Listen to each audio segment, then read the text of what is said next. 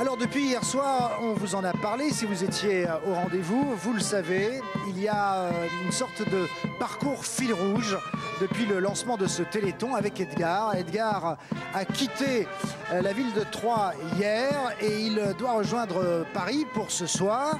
Edgar, nous allons le retrouver, on part dans le Loiret, à Sully exactement, à Sully-sur-Loire, en compagnie de ma consoeur de France 5, Nathalie Le Breton. Merci beaucoup Olivier, effectivement nous sommes arrivés à Sully-sur-Loire. Sully, le château, il est derrière moi, du nom du superintendant des finances d'Henri IV. Vous voyez que la boucle est bouclée entre Pau et Sully-sur-Loire. Et ici, depuis toujours, la mobilisation a été super forte parce qu'ils sont là, les habitants et les bénévoles. Vous avez entendu la chorale avec une centaine d'enfants tout à l'heure. Et là, on a appris une super nouvelle. Edgar, quelle est cette nouvelle? Donne-la-nous.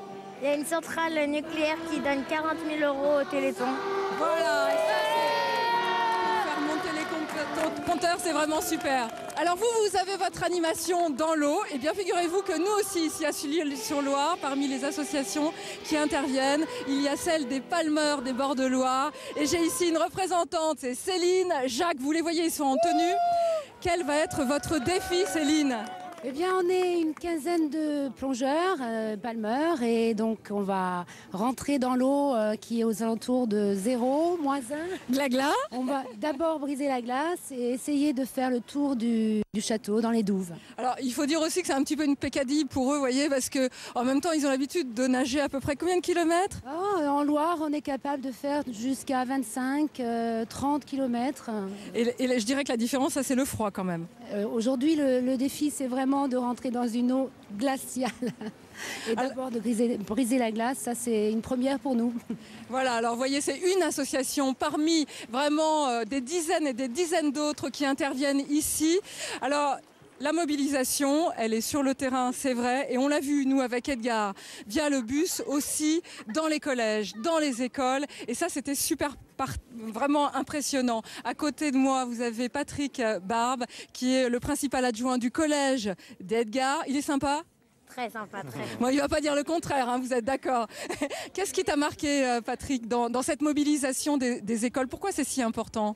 Eh bien, c'est important parce que tout simplement les enfants qui sont mobilisés sont aussi, entraînent leurs parents dans cette mobilisation. Je crois que c'est important qu'ils se mobilisent pour cette cause.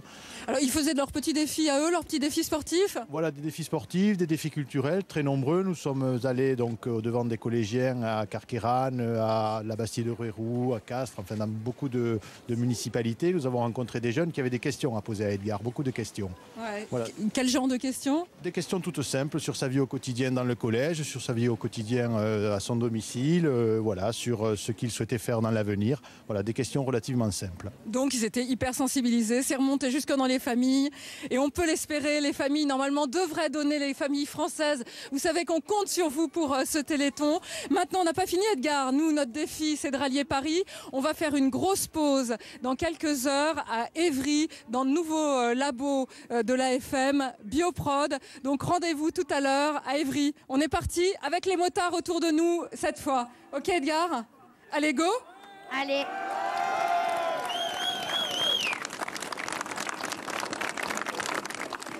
Voilà, de retour.